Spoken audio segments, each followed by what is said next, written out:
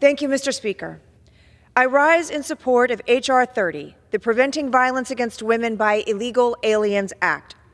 Over the past 4 years, President Joe Biden and border czar Vice President Kamala Harris have allowed millions of unvetted illegal aliens into the United States. At the same time that they facilitated the collapse of our southwest border, President Biden and Vice President Harris abandoned any semblance of interior immigration enforcement. In a September 2021 memo, the Biden-Harris administration made enforcement more difficult for Immigration and Customs Enforcement officers. In training materials obtained by the Judiciary Committee and published in a staff report last year, DHS failed to answer seemingly clear-cut questions, such as whether an alien who served a 20-year drug-related prison sentence or an alien who discharged a firearm outside of a police station should be priorities for arrest and deportation. Until the Trump administration can change them, those are the training materials required for all of ICE's enforcement personnel nationwide.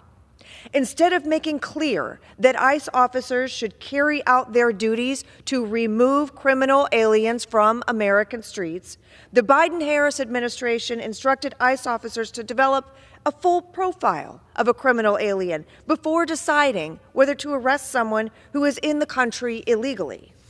In the training examples, that included determining whether an illegal alien has high blood pressure or is a caregiver.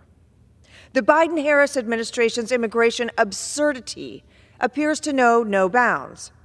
In a transcribed interview with the Judiciary Committee, a former top ICE official admitted that the Biden-Harris administration's policies have made immigration enforcement more dangerous for ICE officers, more difficult to carry out, and less efficient overall. The ICE official even acknowledged that because of the border crisis, fewer ICE officers are available to track down public safety and national security threats because they're left to do border administration-related tasks. The consequences of these policies are not hypotheticals or simply numbers. They are a reality for families across the country, and they are emblematic of the Biden-Harris administration's war on women. Last September, the Judiciary Committee heard from 3 mothers whose daughters were brutally assaulted and murdered by illegal aliens welcomed into the country by President Biden and Vice President Kamala Harris. Tammy Nobles recounted how Joe Biden and Kamala Harris released into the country the MS-13 gang member who went on to murder and sexually assault her daughter, Kayla Hamilton. The killer later admitted to 4 additional murders and 2 additional rapes. Patty Marin told how an illegal alien raped and strangled her daughter, Rachel, and then stuffed her body into a drain pipe. The alleged murderer entered the country through border czar Kamala Harris's wide-open southwest border. Alexis Nungari spoke about how Joe Biden and Kamala Harris released at the border the 2 illegal aliens who went on to viciously assault and murder her 12-year-old daughter, Jocelyn. Ms. Nungari said she had no clothing from the waist down. Her hands and her ankles were tied, and she was thrown under the bridge of water like she was nothing but garbage. Victim advocate April Aguirre also told this tragic story of 11-year-old Maria Gonzalez. The Biden-Harris administration released her alleged murderer into the United States.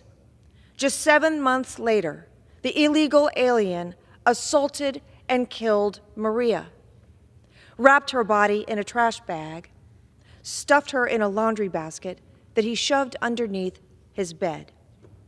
These are not isolated incidents. In February 2024, an illegal alien was arrested in Alabama for allegedly raping a 14-year-old girl who could not consent to the intercourse as she was physically helpless or mentally incapacitated. In April 2024, an illegal alien was arrested in Indiana for allegedly breaking into a Michigan mobile home park and sexually assaulting 2 young girls. In May 2024, authorities arrested a 20-year-old illegal alien for allegedly snatching an 11-year-old girl off the street in front of her Lake Worth, Florida home and sexually assaulting her. According to local officials, the Guatemalan national crossed the U.S.-Mexico border in early January 2024, made his way to Florida shortly thereafter, and does not have an immigration court date until 2027. Just earlier this month, ICE arrested a Dominican national who had been charged with assault to rape, kidnapping, and indecent assault. The illegal alien crossed the border in January 2023 and was placed on alternatives to detention. That is Joe Biden and Kamala Harris's immigration legacy. More unvetted aliens released into American communities, more criminal aliens on American streets, and more Americans endangered by radical, reckless policies. Thankfully, the American people have voted to end this nightmare. The Preventing Violence Against Women by Illegal Aliens Act is just one of many bills Republicans have proposed that will help close immigration loopholes, reverse the disastrous policies of the Biden-Harris administration, and implement President Trump's immigration enforcement agenda.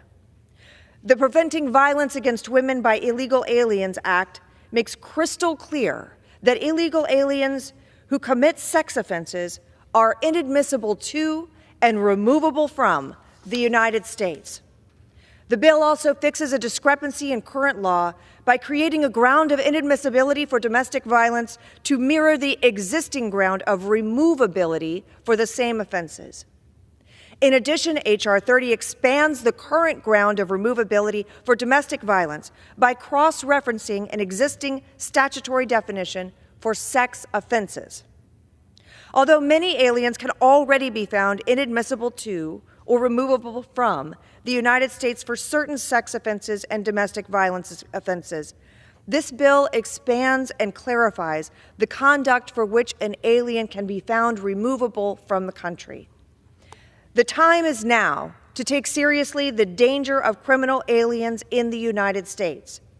Anything that makes it easier for adjudicators and officials to ensure a criminal alien's arrest and removal should receive overwhelming bipartisan support, particularly when it comes to sex offenses and domestic violence. I urge my colleagues to support H.R. 30, the Preventing Violence Against Women by Illegal Aliens Act, and I reserve the balance of my time.